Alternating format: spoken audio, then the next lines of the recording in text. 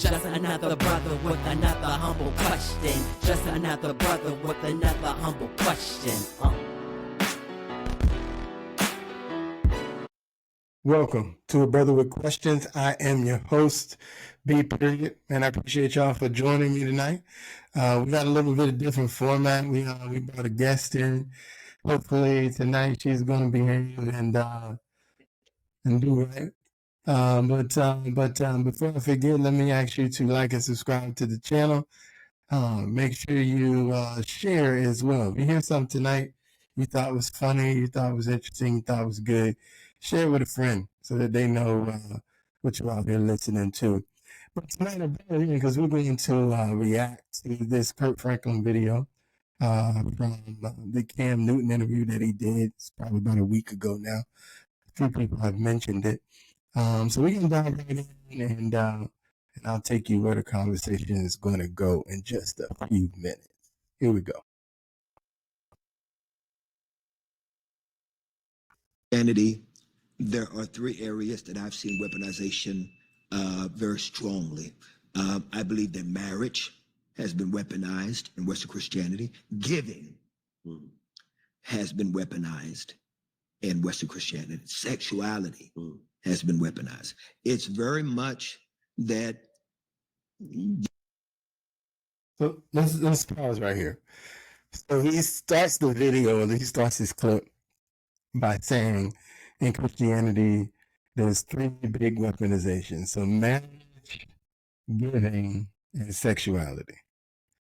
So I got some thoughts on this. But what are your thoughts? What are your thoughts here, Ms. Tarsha? What do you think about these three ideas of the weaponization in the church? Well, my guest tonight, you've seen her before. She is my wife. She also has a podcast. I don't know if she wants to be associated with this or not, but she has a podcast. Her name is Tarsha. So back to what I was asking Tarsha. What do you think the three things that Kirk Franklin said right there? That Christianity, giving, and weaponizes marriage, giving, and sexuality. And he also said in Western culture, correct? She did say that, yeah. I would agree. So I would agree. From your perspective, I don't know. I'm not. You can go through all three of them, or you can talk about one of them. But in what way, in which one of those things do you have an opinion about how Western Christianity weaponizes, and then you choose the one that you want to talk about? Giving. Okay. So how do we weaponize giving? Giving. Because I know what the word says about giving, but I do think there are a lot of churches that kind of use giving for their own benefit. However, I can say this. I don't know what, maybe you can answer this. Because he said westernized. What do other people do that are not westernized concerning giving? Do you know the answer to that question? I don't know. So when he says westernized, I'm thinking he's talking America, right? That sort of thing. Correct. So do you know what they're doing in other cultures that are not westernized? In terms of giving? Yes. I'd imagine everyone does it the same. I think what he's referring to when he says we weaponize giving, I think he's referring to the idea that in some churches, giving they place a very big, high priority on giving. Correct. And he's probably insinuating, at least from his conversation, I'm assuming he's insinuating that they place a high priority on giving above other things. Okay. Is what I'm assuming he's talking about. That's what I'm assuming he's talking about as well.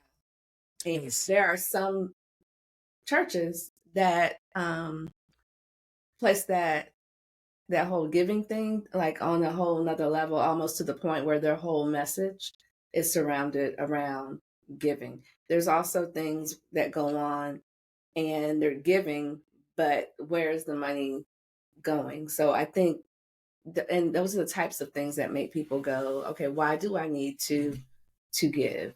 Because I can't even see where my money is going. Or, they look at the pastor and the pastor's doing, and I'm not saying that pastors should not do well, but there's instances where the pastor's doing super well and the members are struggling. And I think that's what he's referring to when he says Western culture has weaponized, and I picked giving. Okay. So I'll just say this, and then we're gonna get back to his video. But one, I think most people don't realize that most churches don't make money. That's number one. Mm-hmm. Most churches don't make very little money at all. Most churches, only less than 20%, maybe 25% of the people actually give. Mm-hmm. And so when it comes to that, number one, these are first and foremost men running churches. And so there's always going to be the few that take advantage of that. And so that does exist, and you'll never get rid of that. But my only pushback is when we say that this is a lot of churches. That's my only pushback, because I don't think, as a matter of fact, if you look at the statistics say this is not a lot of churches, because most churches don't make money. I agree. Most churches, again, 75% of the people aren't giving. Yes, they are going, but 75% of the people aren't giving.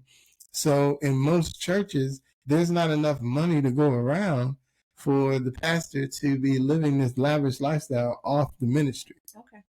And so, so that's my pushback. And so while, again, he says weaponizes giving, while there may be some churches that do that, again, the pushback is just the majority. And one of the things that I hate when Christians speak is, and on this particular note, he didn't provide any context as to what he was really talking about. And so I hate when Christians, people who, and I'm not questioning Kirk Franklin's faith at all. So that, matter of fact, I'm affirming that he is everything he said he was. And so it frustrates me to know that he is everything that he says he is. And then we make these one-time statements without giving context as to what we mean. And then ultimately they serve as a means to an end to that person who's listening.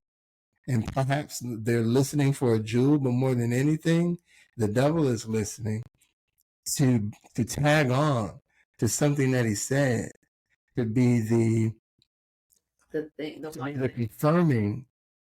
confirming notion for that person who is already in that place. And then you hear him say that, and then it connects, and then that's their point, and that's another wall for them to get back to the place where they need to be. Okay, so let me pull back. I won't say a lot of churches, but there are some churches that do that. And I do agree that a lot of people do not give it, you're right, less than 20% in most churches.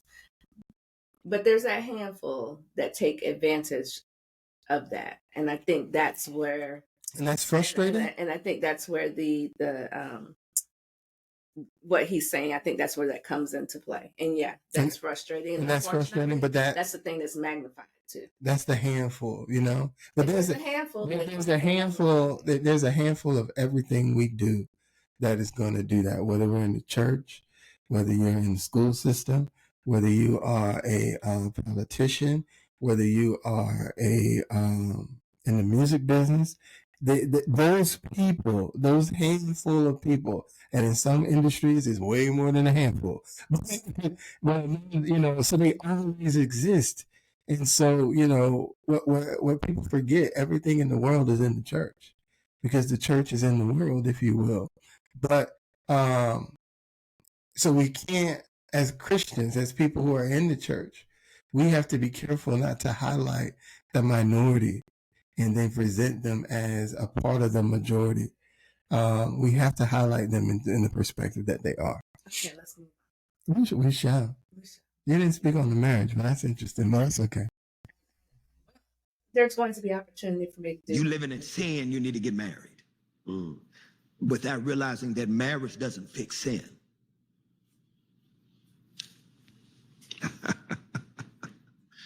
You're talking. So, you know, Tammy and I have had to walk through deep waters because of a lot of the bad beginnings of religious dogma.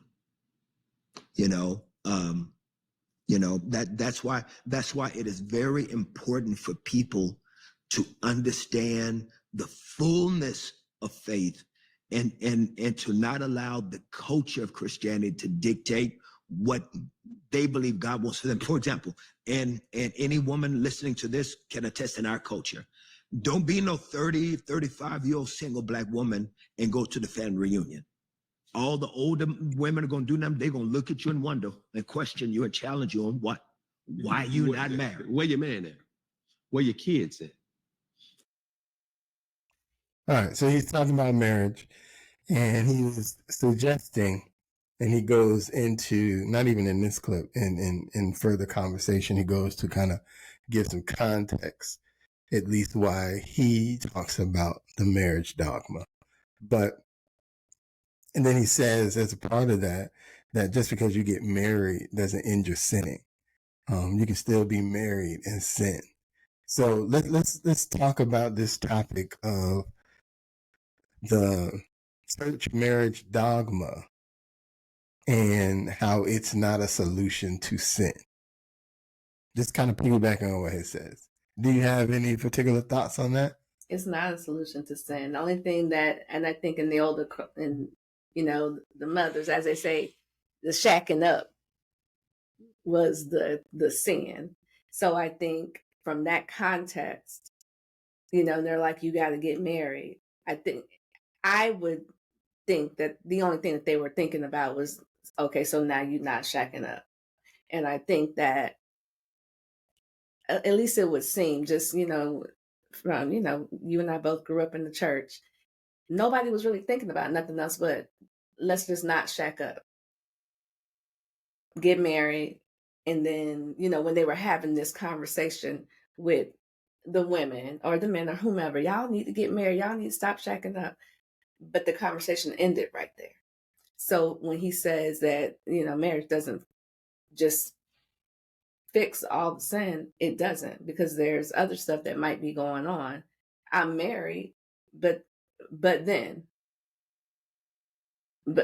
so what are your thoughts? So I hear him say that, and I won't disagree. I'm over here.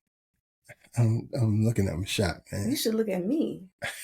If I look at you, I'm gonna be out my shot. Oh. So, goodness. See, acting up. So I'm looking at when I think about this, I agree with him that marriage was certainly pushed in the context of what they were talking about. Yes, if they saw a young couple who were quote unquote shacking up, yes, they would push marriage. But I also think you have to understand the context in which they were speaking. And so for the mother who was telling you that, we're probably talking about a 50, 60-year-old, perhaps even older woman who's speaking into your life. And so when you think about that woman who we're going to assume is married, or has been married, or whatever the case may be, that woman got into a marriage without the quote unquote courting that we are known to do today. So they were more than likely married at a younger age than us. They were more than likely, it was suggested who that man was that they were going to marry, perhaps even. And they did not lollygag about getting married. They got it done because And then when they got there, they had a different perspective on what it was. Because now we're in this thing and we are committed to this thing that we've gotten into, and we're figuring it out along the way. One of the things that I think we've done in our new modern culture here is we're pushing back on that concept, but and I think there's good reasons for doing that.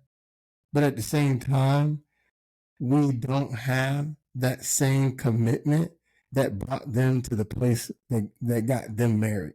Okay, but see, let me stop you right there.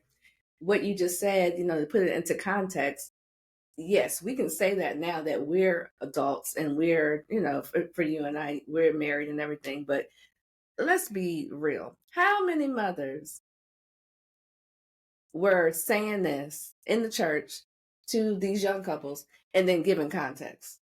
They were not giving context. I get that they weren't giving context, but it's the perspective of they didn't get context themselves. So they're passing on the information that they had. Right, I understand that. But see, now you're in a generation that needs more context. I need to understand, and not to say that they won't do it, but we just have more conversation now than they did back then. I get that.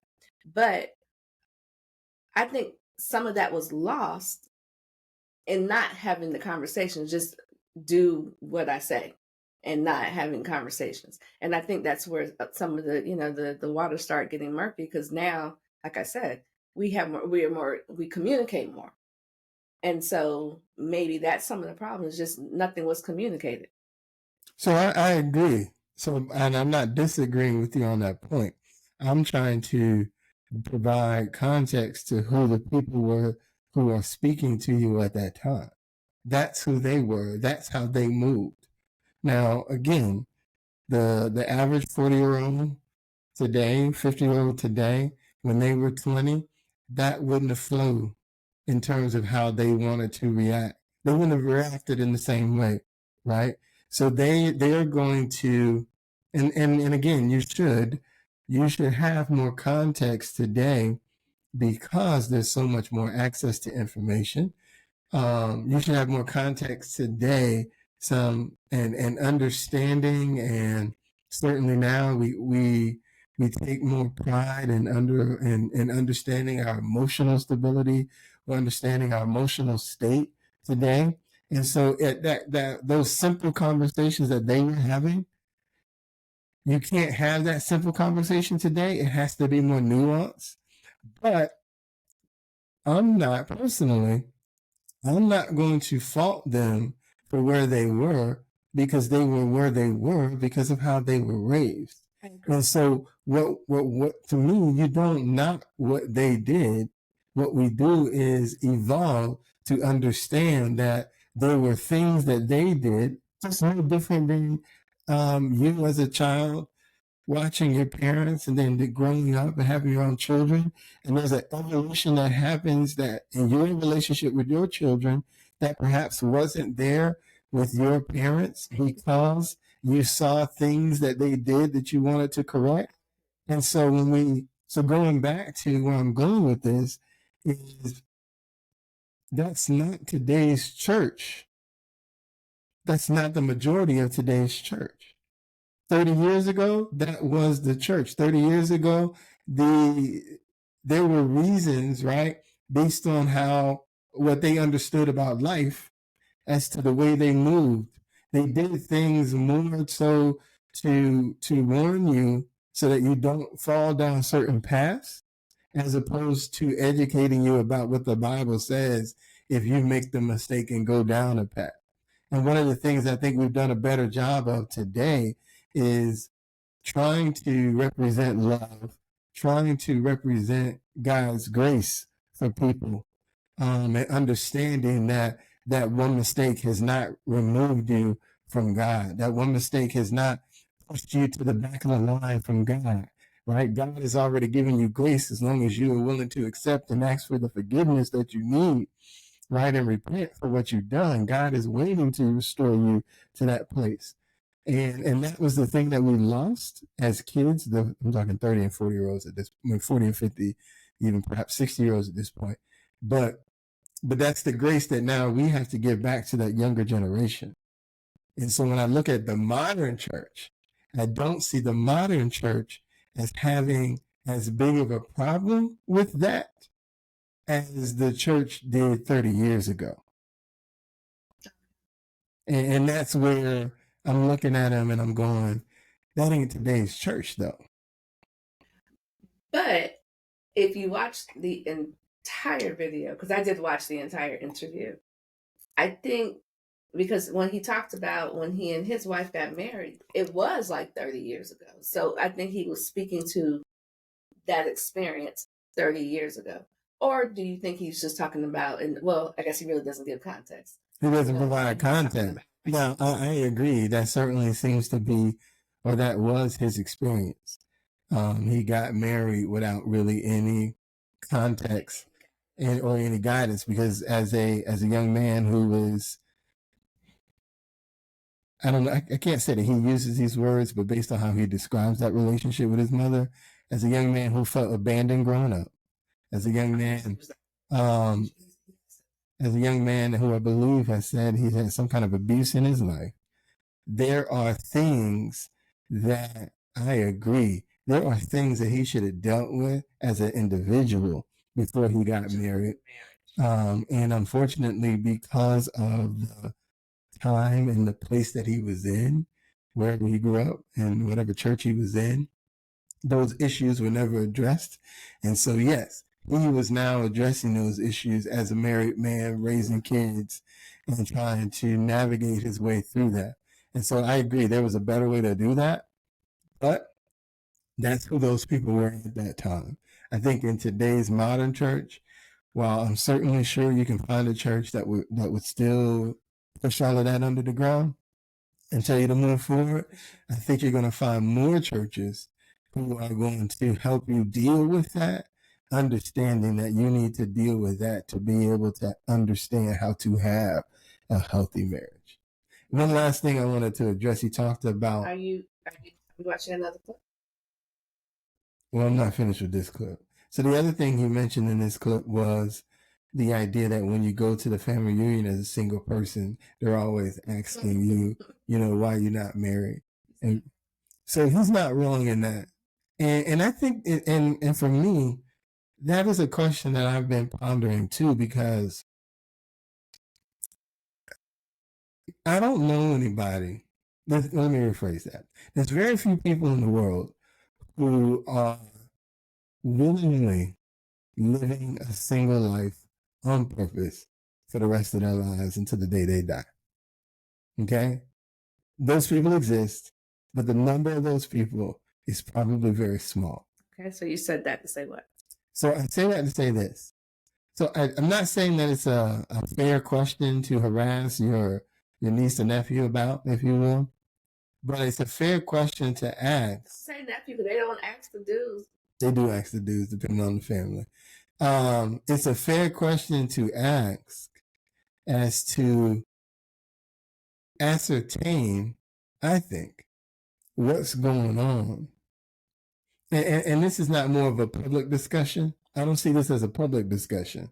I see this as a private discussion with a relative, if that's who you choose to have a conversation with a relative who is your trusted, respected, potential confidant, whatever. Somebody who is in that aunt, that auntie, your mother, your mom, your dad, whoever, who you have that close relationship and can have an intimate conversation about the issue you have with being married in that moment.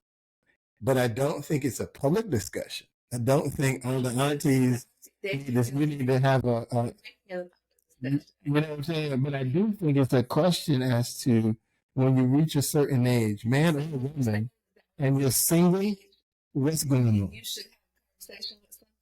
If you're not choosing to... If you're choosing to be single, choosing to be single, I think you should have a conversation, because perhaps there's something.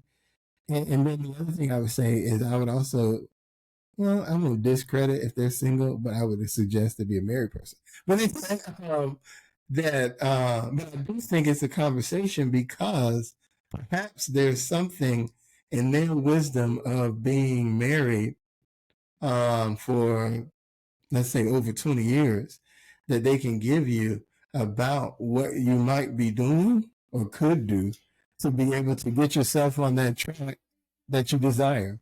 Because I'm running through my Rolodex in my head of people that I know that desire to be married, but are not, and they're falling that age range. Who's going to have that conversation? Because a lot of times, those people don't want to talk about it because they know everything. They got it. Oh, the single person? Yeah. And perhaps that's why they're not married. Because they know it all. They realize the answer to the question. Because that's me. If you know it all, you'd already be married. So perhaps, I honestly think you should have a conversation with somebody to understand where you're missing. They're not. Some people are open, but most people in that situation, they're not real open. And perhaps they need to be, though. Okay. Perhaps they need to be. And that's the point. I'm going to hit one last part of this. Yeah. And yeah. All that. Like it's a prerequisite for identity and value that if you don't have a man, if you don't have kids, that something about you is broken. Mm. Do you understand how dysfunctional these messages are? Yeah. And how we super spiritualize these messages? He that findeth the wife findeth a good thing. Yeah, but Paul also said, I wish that some of you were like me. I wish some of you could be single, because some of you could even be more useful in the kingdom if you were single, Paul said. Now, marriage is a good thing, but Paul said, but marriage is a necessary distraction. Yes. Yes. Do you know that there are some people? I have many friends that were in ministry at church, and the church has told them, if you're going to be in ministry, you can't be single. We're not going to let you work with the youth ministry if you're single. You can't do this if you're single. And so what people do, they quickly get married, thinking that they're fulfilling God's will for their lives, but they are fulfilling man's dogma. You can be single and be used by God. You can be single and have purpose. all right, I'm going to stop sharing right here. Let's go to the full screen. So I like where he, I thought that was interesting what he said, that he highlighted what Paul said about being married. And I agree, marriage can be a distraction. He highlighted that everybody's not meant to be married. And I agree. Again, if you have a soul desire to be single, I'm not knocking you for it. And then there are some people that God would prefer them to be single in order to be able to truly do the work of his kingdom. It frees them up. Like he said, I can respect all of that. But when he said that there are some people who the church said you can't be single and work in certain ministries. So I'm going to disagree with the statement, but I want to provide context as to why some people might say that.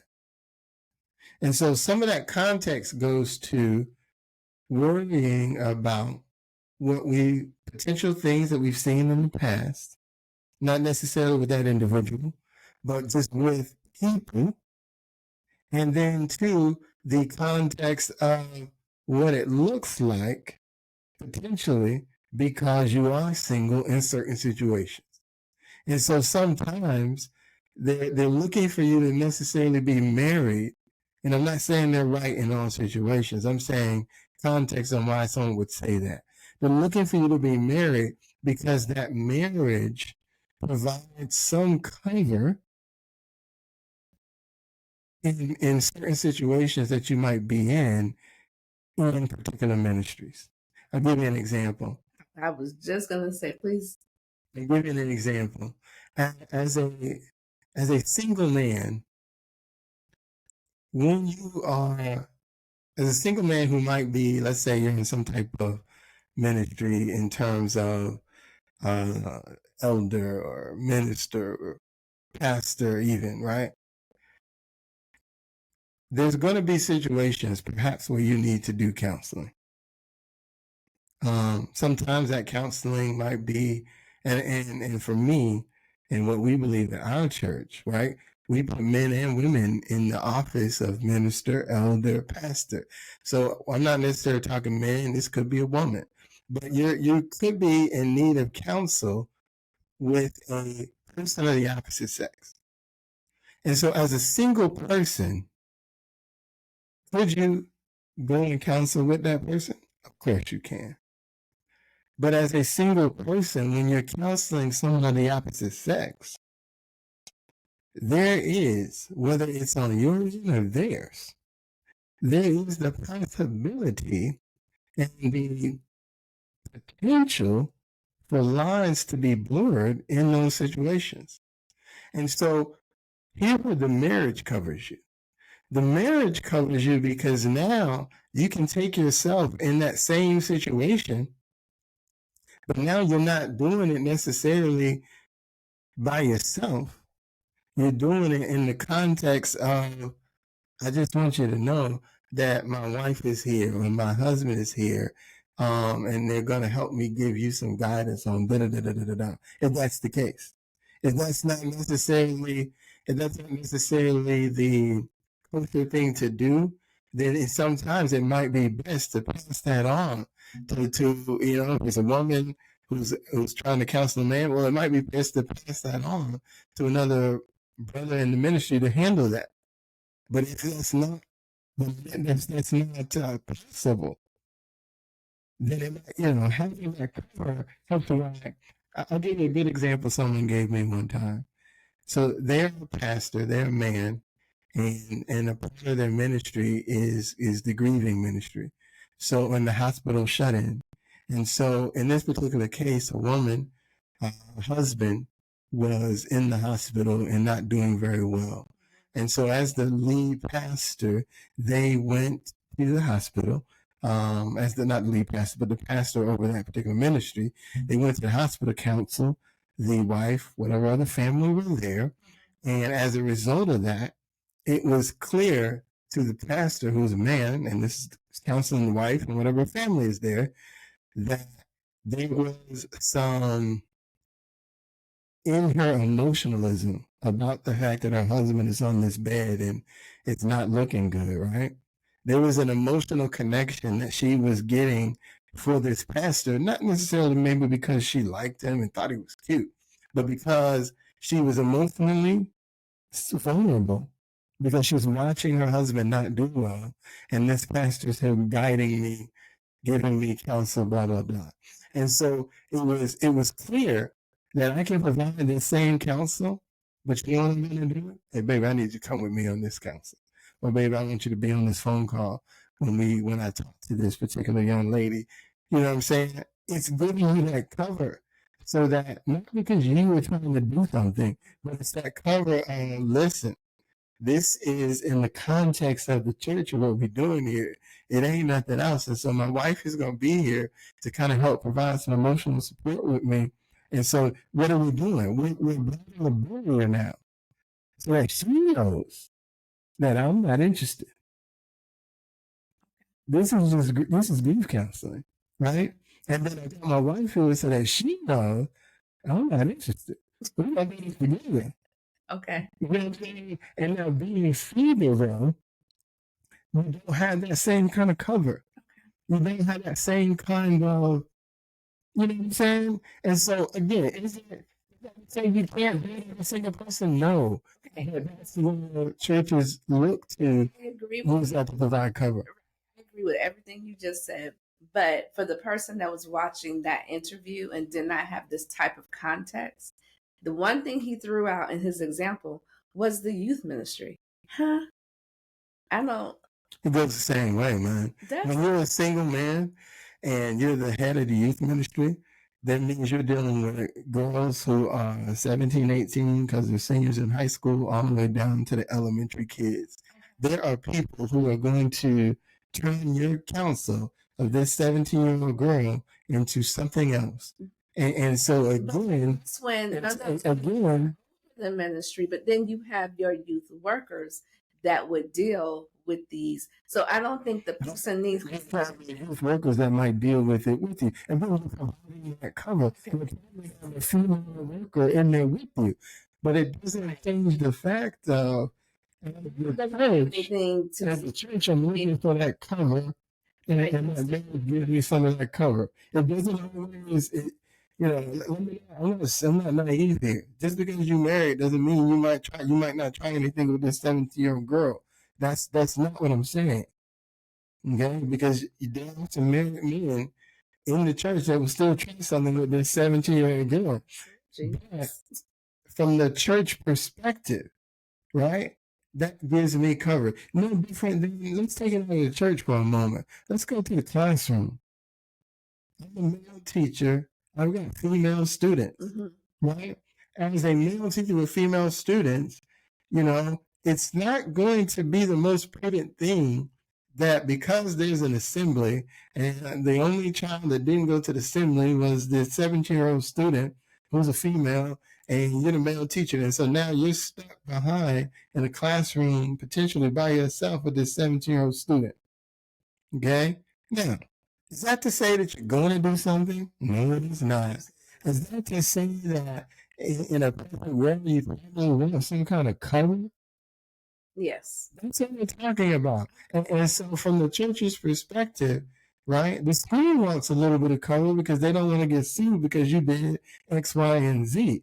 The church wants some cover because they don't want to perceive like they're putting potential predators in the rooms with their children. And so being married, while it's not a precursor to working in the church, and I'm not trying to say it is, but I'm providing context as to why people in certain ministries would prefer you be married because of the cover that it gives. Because here's the other thing too. The devil's going to tempt you in the places that you are lacking. And so as a single person, again, whether it be the youth ministry or whatever ministry it is, he's going to tempt you with the places that you're lacking. And as a single person, one assumes you're lacking in some certain areas. And so that's where probably your greatest temptation might lie, and put it in your face. And again, is that to say you're going to act on it? But you may not even act on it with the kids. You might act on it with the other single female worker that's in the youth ministry, right? Yeah. See what I'm saying? Okay. But as the married man, right, the theory is, even if she finds you, you're going to turn her down because you already got something at home. Again, it goes back to we're trying to cover. We're trying to cover you and make sure you're not being tempted beyond the places where you are, where you might be weakest, and we're trying to protect ourselves. Because if you do something crazy, this is going to be on you, especially if you do something illegal. But you know what else is going to be on? It's going to be on the church. Yeah.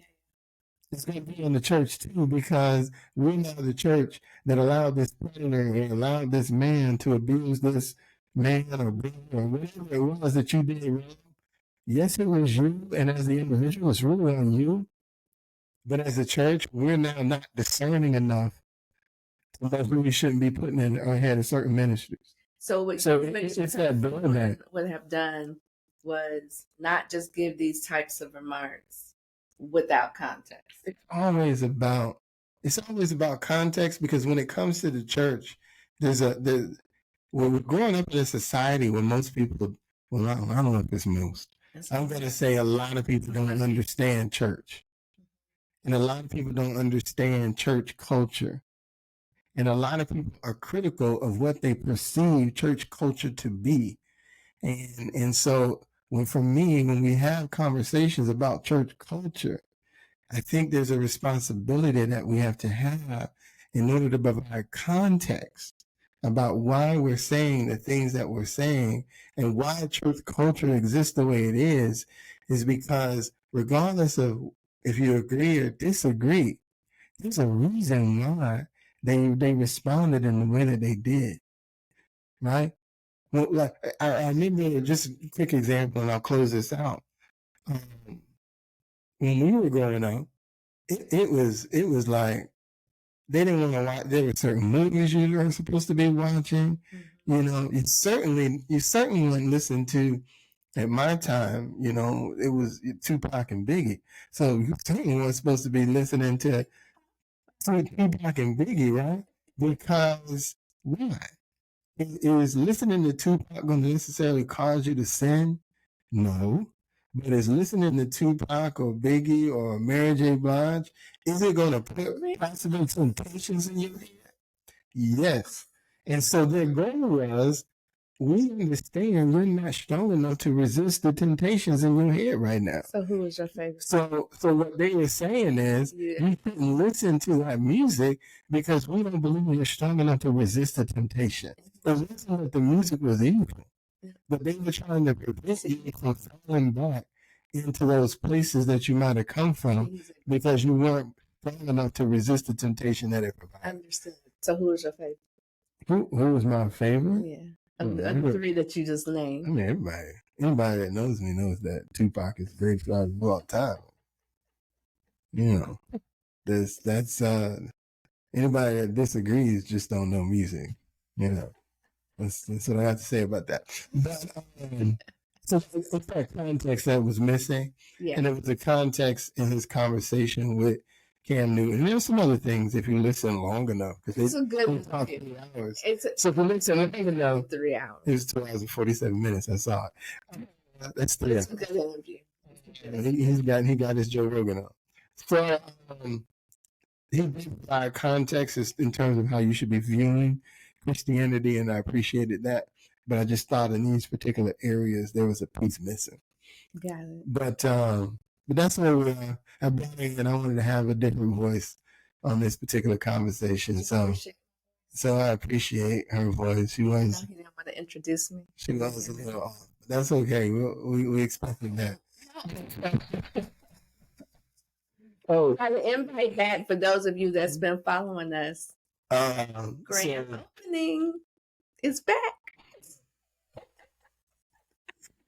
So we can close it again. So that being said, man, we're gonna get out of here. I'm going to do a recap on my next video about what I thought about the DNC, or as I told her, the Black DNC. But until next time, this is Tarsha with the Adoption Journey podcast. You can find my podcast everywhere: YouTube, Spotify, Apple, TikTok, anywhere where you listen to your podcast. Check me out. All right, and I'm B. Period, and I'm out. Bye, family.